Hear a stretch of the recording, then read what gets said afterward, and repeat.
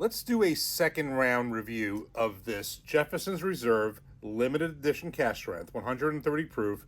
Yes, this is that bottle that was Whiskey Advocate's number 6 whiskey of the year for 2025.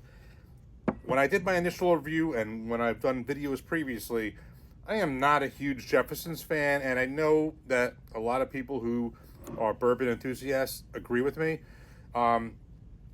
There's two types of Jeffersons. You have the regular standard Jeffersons, it's like in the 30s, at least in New Jersey. Then you have the, I think it's called very, very old, very small batch reserve. That's the regular reserve. That's in the 50s in New Jersey. And you have that side of the house. And then you have the Ocean, which I do have here too.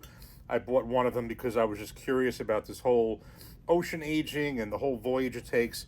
And I thought it was an improvement over the other Jeffersons because honestly, I was not thrilled about the regular Jeffersons and even the regular reserve. A little bit better than the regular, but nothing great. Certainly not worth the price, I thought.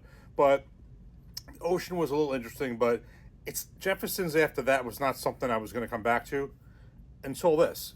And honestly, I was even skeptical about that before Whiskey Advocate ever voted at number 6. I had people on this app and friends of mine, and everyone was saying, a lot of people were saying, you know what, this is an exception. You got to try this Jefferson's Reserve cask strength. It's different. It's so much better.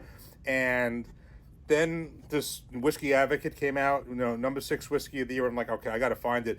And ironically, I found it in a store that I would never expect to find it in. It's a store that's right by me. It's usually incredibly overpriced, and they don't have a very good selection. I don't name places because I don't want to do that.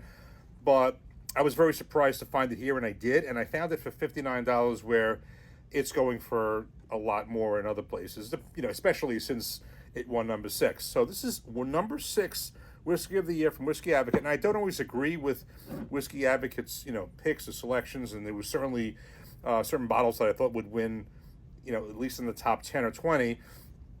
But I said, you know what, I got to get this. And I saw this, and I'm like, when I saw that at this store, knowing what everyone said, it was a definite pickup. I liked it when I initially reviewed it, but let's take another look at it now. It's like a quarter down or something close to that. Let's give it a nose. Oh, definite nice nose. Your typical vanilla caramel.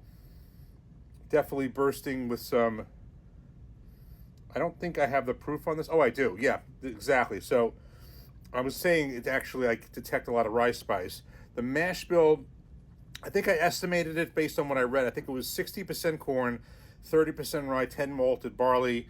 That was an estimate based on, I don't know if it's officially published. The age is 8 years old. Again, 130 proof. It is a blend of 4 different 8-year-old Kentucky bourbons. Let's give it another taste, see how it tastes now. Cheers.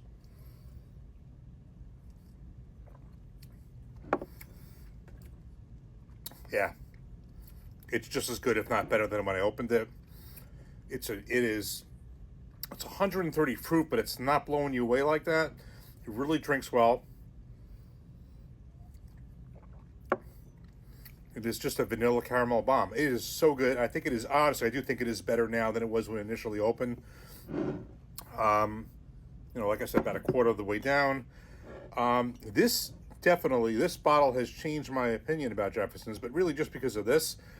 I'm not going to go and buy the other ones, but this is the one exception to Jefferson. So if you're like me and you were hesitant to get, a Jefferson's bottle, based on your experience or what you've heard, try this one. This is 130 proof. You see it says it right there. Again, it's Jefferson's Reserve limited edition cask strength. I think I got it for $59, and it definitely can go for more than that. Number 6 whiskey of the year 2025, and after tasting this and right now, I see why it was picked. Cheers.